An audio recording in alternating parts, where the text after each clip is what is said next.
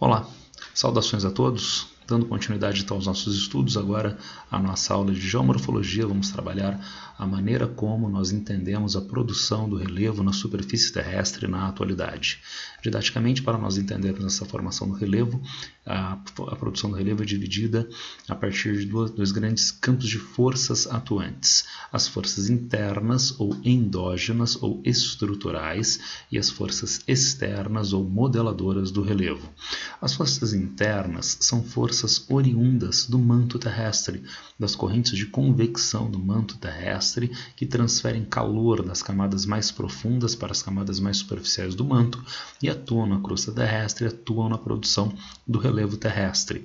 Essas forças internas podem ser divididas em tectonismo, que são movimentos lentos da superfície terrestre, das placas tectônicas, ou também poderíamos chamar de diastrofismo.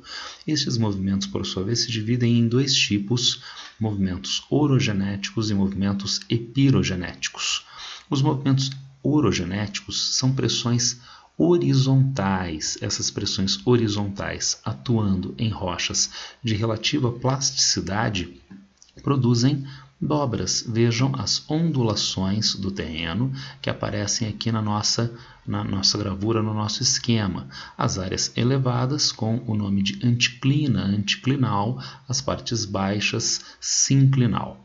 E se os terrenos forem rígidos, sendo essas pressões verticais? Então nós vamos encontrar falhamentos. Aqui nós temos o esquema de fossa tectônica e vejam como a tensão produziu uma ruptura entre as camadas do terreno e agora uma área rebaixada, a fossa tectônica propriamente ou Graben, e as áreas mais elevadas, Horst. Palavras do alemão: Graben seria cavar, é a área cavada, é a área mais funda, e Horst é o ninho. Há aves que fazem ninho no chão, mas normalmente o ninho fica nas áreas mais elevadas, em especial aquelas aves que fazem ninhos em penhascos mais elevados. Então a ideia de ninho é a ideia de parte mais elevada do terreno.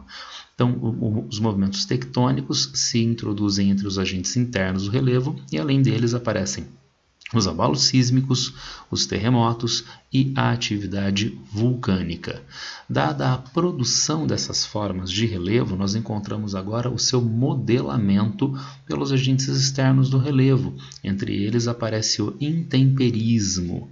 Intemperismo ou meteorização é o processo de degradação, decomposição das rochas, que pode acontecer por modalidade física, química ou biológica.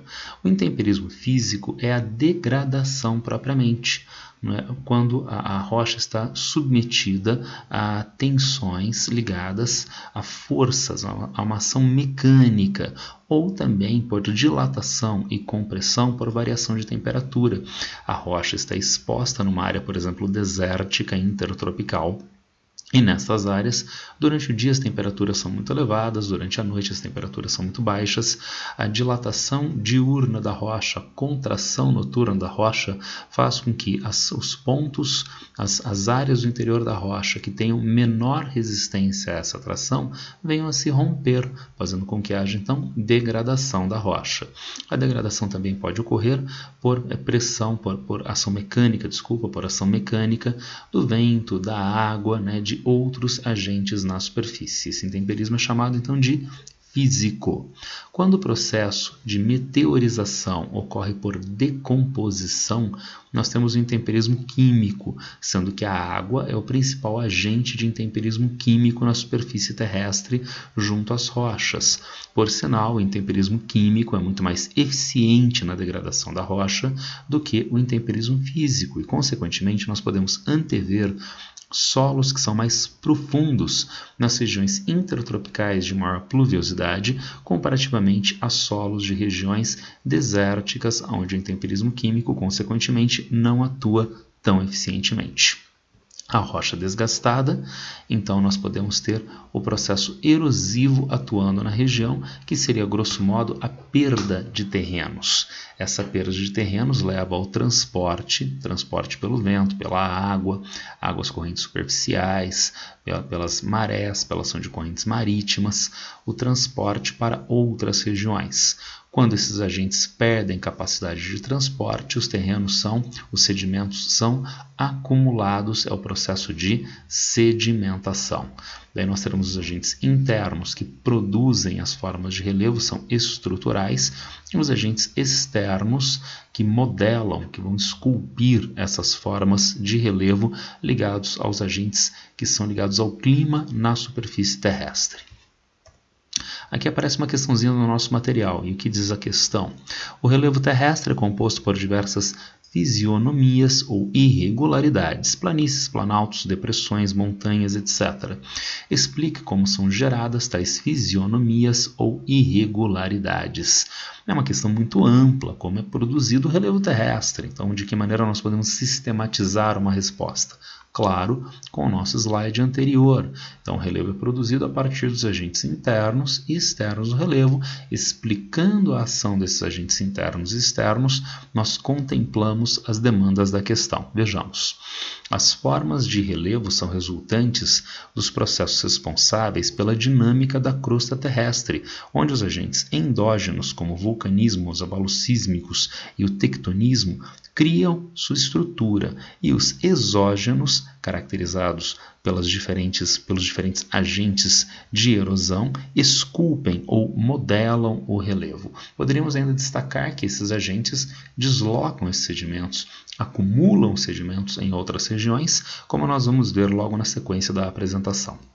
Avançando, mais uma questãozinha do nosso material. As estruturas geológicas e as formas de relevo influenciam as atividades humanas, sejam nas áreas rurais como nas urbanas. Sobre esse tema, analise as afirmações a seguir. O conhecimento das características do relevo é fundamental para o planejamento das atividades humanas, com destaque para os locais adequados à construção de moradias, formas de uso e ocupação do solo, traçado das rodovias, dentre outras.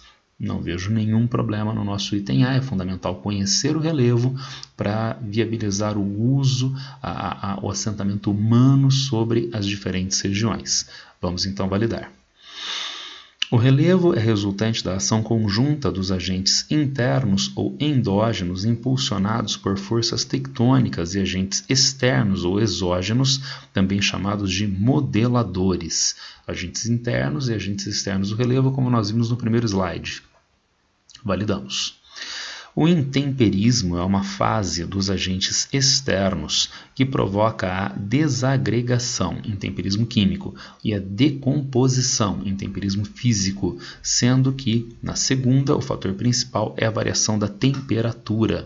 Então ele inverteu, não é? Há uma inversão, porque o intemperismo químico é que é a decomposição da rocha, o intemperismo físico é que é a desagregação da rocha, e nesse caso vamos invalidar o item. O item 4, em relação às estruturas geológicas do Brasil, o Brasil não dispõe dos dobramentos modernos, mas apresenta as bacias sedimentares que cobrem a maior parte da superfície do país e os escudos ou maciços antigos. Não consegui ver qualquer problema, vamos validar o item 4, válidos 1, 2 e 4. Agora uma questãozinha que não está no nosso material. Essas questões vão ficar disponibilizadas no portal no plural e também na minha página no GeoVest. Observe atentamente as figuras, né, nos nossos blocos de diagrama. Aparecem então as camadas de rocha que sofrem pressão. Pressão primeiramente horizontal, tensionamento horizontal e eventualmente uma tensão vertical. Dada essa tensão vertical, agora nós temos blocos de rocha sendo rebaixados, blocos de rocha levantados, formando então na área baixa o Graben, formando na área alta o Horst, até a produção final de relevo em D, como seria, quem sabe, na atualidade. Assinale o título que define corretamente essa sucessão de ilustrações de um importante fato geológico, formação de dobras na crosta terrestre. Eu não vejo ondulações nos blocos de diagrama. Item B. O desenvolvimento de Graben tectônico. Então, Graben na área mais baixa e Horst nas áreas mais altas. De repente, pode ser. Vejamos C. A evolução dos processos de erosão eólica em ambiente árido. O esquema não fala de erosão eólica, está mostrando a tração sobre os blocos de rochas. D. A gênese de pedimentos tectônicos, então o depósito de sedimentos nas áreas que sofreram tensões tectônicas. Até poderia ser se nós tivéssemos só o esquema D e só essas partes superficiais, mas os 4 blocos de diagrama não correspondem à alternativa D. Vejamos E. A zona de subdução de placas litosféricas, onde uma placa tectônica se encontra com outra, mergulha embaixo da outra placa, é subduzida, mergulha embaixo da outra placa. Não é o que aparece nos nossos esquemas da questão. Ficamos então com a alternativa B. Avançando. Observe atentamente as ilustrações a seguir. Então, mesmo esqueminha da questão anterior, no mesmo exame vestibular, mas em 2 anos diferentes. Aqui, diferentemente do anterior, nós encontramos não áreas falhadas, mas são perceptíveis as ondulações das camadas rochosas. Vejamos. Pelas características observadas, é correto afirmar que a sequência de ilustrações exibe esquematicamente a formação de extensas vossorocas em terrenos cristalinos. Vossoroca é um processo erosivo produzido pelas águas correntes superficiais. Esse processo de erosão é intenso, ele tende à irreversibilidade, chegando ao lençol d'água subterrâneo. Não é o que aparece nos nossos esquemas de vossorocamento, também chamado de vossoroca ou bossoroca. Vejamos B. Separação de grandes placas litosféricas não é o processo de movimentação e separação de placas tectônicas. Vejamos C. Gênese e evolução de morfoestruturas em estruturas geológicas dobradas, formação de terrenos dobrados com as ondulações características. D. Formação de grandes vales em estruturas tectonicamente falhadas, não são falhamentos, não há mudanças abruptas entre as camadas de rocha, há uma continuidade ondulatória, ainda ficamos com C. Vejamos E. Evolução de uma dorsal mesoatlântica, como acontece no meio do Oceano Atlântico, mesoceânica ele citou, como ocorre no meio do Oceano Atlântico, aí sim a dorsal mesoatlântica, entre, por exemplo, a placa da América do Sul e a placa africana, numa área de liberação de magma do interior da Terra, separando e afastando essas 2 placas tectônicas. Não é o que aparece no nosso esquema, então ficamos com a alternativa C. Questão da Unicamp, 2016, a imagem abaixo apresenta um Graben, formado a partir do abatimento de um bloco da crosta ao longo de falhas normais. Aqui nós temos a Serra da Mantiqueira mais elevada, aqui a Serra do Mar e entre elas o Vale do Paraíba, com terrenos cenozoicos e aqui terrenos pré-cambrianos, no embasamento e nas áreas afloradas de um lado e de outro. Item A. Quais são os processos que geram abatimento da crosta associado às falhas normais? Porque nestas áreas formam-se bacias sedimentares, então são forças, são tensões que em rochas rígidas geram falhamentos, como estão sendo mostrados nas setinhas, vejam, nas setinhas que estão na parte inferior do nosso esquema. Daí a pressão formadora de falhas nessas regiões e as áreas altas sofrem erosão e os terrenos são deslocados, acumulados nas partes baixas, terrenos mais recentes de formação sedimentar. Item B, indique 2 recursos minerais que se formam junto com a evolução das bacias sedimentares. Poderíamos destacar areia, carvão mineral, petróleo, são recursos minerais que aparecem associados a essas bacias sedimentares. Avançando, seu Unicamp perguntou sobre falhamentos, a FUVEST pergunta em 2017 sobre dobramentos. Vejam vocês, a figura mostra o corte transversal AB em área serrana, embasada por rocha metamórfica entre os municípios de Apiaí e Iporanga, no Vale do Ribeira, sul do estado de São Paulo. Aqui nós temos o perfil que seria dado na atualidade, e de forma esquemática tracejada como seria o perfil se não houvesse a atuação dos agentes externos, a erosão diminuindo a altitude desses relevos. Vejamos. As rochas representadas são de idade pré-cambriana e formam estruturas em um sistema de soleiras e diques. Soleiras e diques são manifestações magmáticas na superfície terrestre, frequentemente associadas a falhamentos. Então não estaria dado aqui no nosso esqueminha. Mas como saber da soleira e dique? A resposta é uma questão de múltipla escolha. O elaborador da questão não está querendo que você identifique o erro, justifique o erro de cada uma, mas identifique entre as alternativas qual é que corresponde ao bloco de diagrama, e parece não ser a alternativa A. Vejamos B. Dobras em anticlinal e sinclinal. Anticlinal a parte alta, sinclinal a parte baixa, nesse terreno com uma continuidade ondulatória das camadas de rochas. Parece a alternativa B bem facilmente. Vejamos C.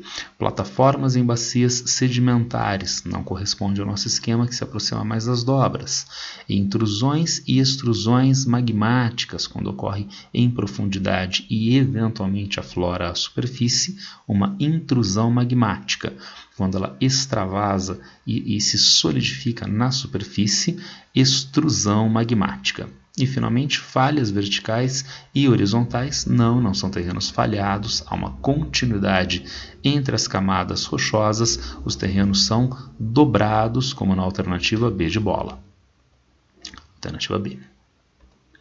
Avançando então com a nossa apresentação teórica, nós encontramos as montanhas de dobramentos modernos, dobramentos cenozoicos. O nosso mapa da apostila mostra desde o continente antártico, passando pela parte ocidental da América do Sul, América Central Istmica, porção ocidental da América do Norte, avançando pelas bordas do Oceano Pacífico, Indonésia, sul da Ásia, Ásia Central, Oriente Médio, Sul da Europa e Norte da África são todas áreas de cadeias de montanhas de dobramentos modernos, são as maiores cadeias de montanhas que aparecem no mundo na atualidade, porque elas são de formação cenozoica, então ainda não houve, desde a última era geológica, tempo para os agentes externos do relevo diminuírem a altitude dessas cadeias montanhosas, como eu disse, as mais elevadas do globo na atualidade.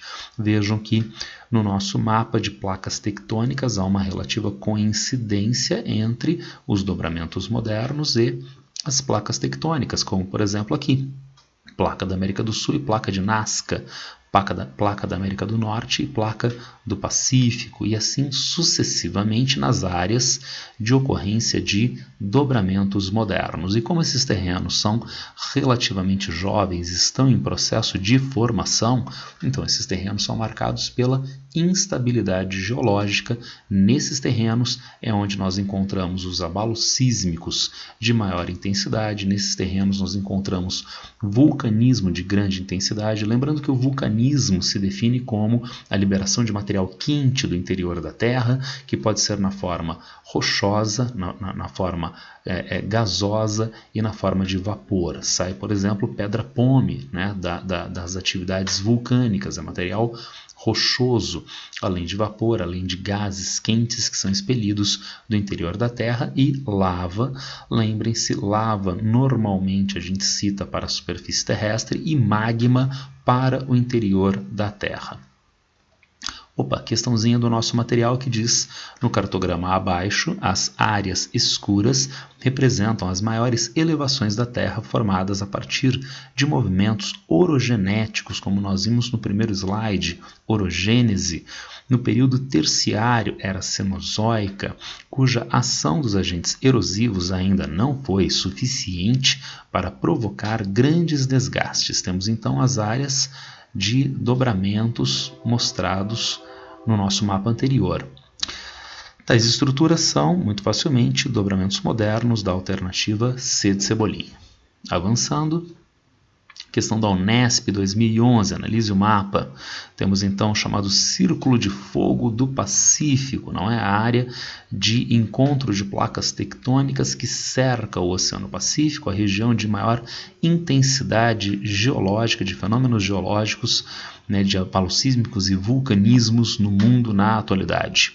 Faça uma associação entre as informações contidas no mapa e os desastres ocorridos no Japão no mês de março de 2011. Que desastre é esse no vestibular de mesmo ano, né?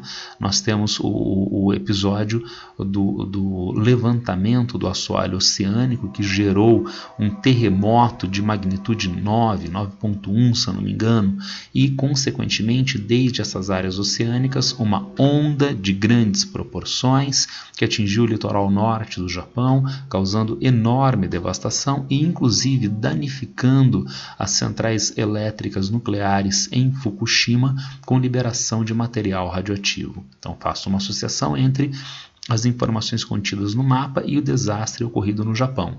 O Japão está numa área de encontro de placas tectônicas e, consequentemente, o território japonês é marcado por instabilidade geológica, com terremotos frequentes de grande intensidade e que podem gerar ondas gigantes que chegam ao litoral, o que aconteceu em 2011, causando essa devastação e, inclusive, o episódio de acidente nuclear, de liberação de material radioativo.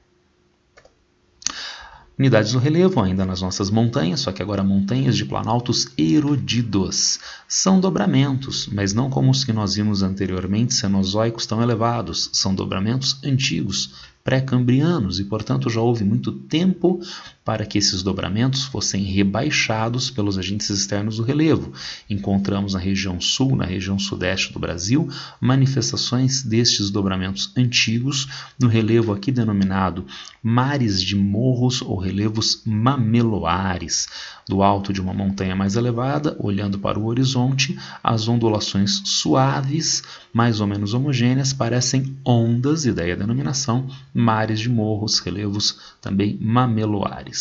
Avançando, planaltos tectônicos, então planaltos erguidos a partir de forças tectônicas e que normalmente estão relacionados a falhamentos, como aparece aqui na nossa gravura da apostila, inclusive com um rio aqui abaixo, que produziu erosão fluvial, rebaixando nestas regiões a altitude do relevo.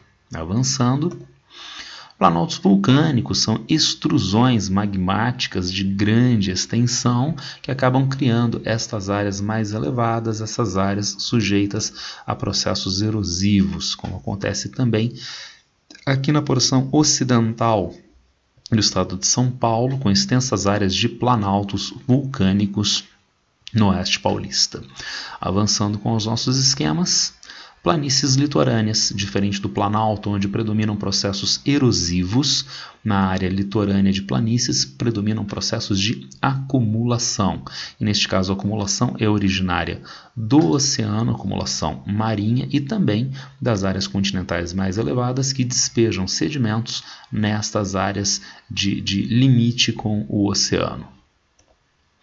Planície continental fluvial, não é mais a litorânea, é uma área continental que tem acumulação por ação dos rios. Os rios que transportam sedimentos e são acumulados nessas regiões relativamente baixas. Na nossa gravura, provavelmente uma área de inundação sazonal, quando os rios inundam esta região, transportam com eles sedimentos. Chega o período de estiagem, as águas retraem e deixam os sedimentos depositados na superfície, normalmente sedimentos relativamente mais finos, um solo de granulometria mais fina. Questãozinha do nosso material. Planícies são ambientes geomorfológicos que apresentam relevo plano ou suavemente ondulado, com dimensões variadas, onde são predominantes os processos de deposição e acumulação de sedimentos. Planícies aluviais são aquelas formadas por sedimentos de rios. Sobre esses ambientes, considere as seguintes afirmativas. No item 1, planície aluvial corresponde ao leito maior de um rio e sazonalmente sua área é ocupada pelas águas dos canais fluviais. Veja, leito maior do rio? Sim, o leito que o rio atinge durante o período de cheia. E nesse período de cheia ele está depositando sedimentos nestas áreas aonde ele está atuando, áreas que ele ocupa. Chegada a estiagem, o rio retrai do seu volume e deixa esses sedimentos assentados nessas regiões. Então, sem maiores problemas, dá para validar o item 1. Item 2. O estabelecimento de áreas urbanas em ambientes de planícies aluviais acarreta sérios problemas sociais devido aos efeitos negativos das inundações periódicas para a população residente. Não adianta construir as rodovias, as avenidas, as cercanias da planície de inundação, porque é a planície que sempre o rio ocupou durante o período das cheias, e agora ele também vai ocupar, só que é uma área que está construída com uma avenida, causando grandes transtornos para a população. Vamos validar então, infelizmente, o nosso item 2. Vejamos o item 3. No planejamento do uso do solo, nas planícies aluviais, é necessário considerar a suscetibilidade à contaminação do lençol freático, pois nesses ambientes ele se encontra mais próximo da superfície. Sim, as águas têm escoamento, têm infiltração no solo e essa infiltração se dá até camadas mais profundas, aonde a maior dificuldade de ingresso da água, há uma tendência de impermeabilização.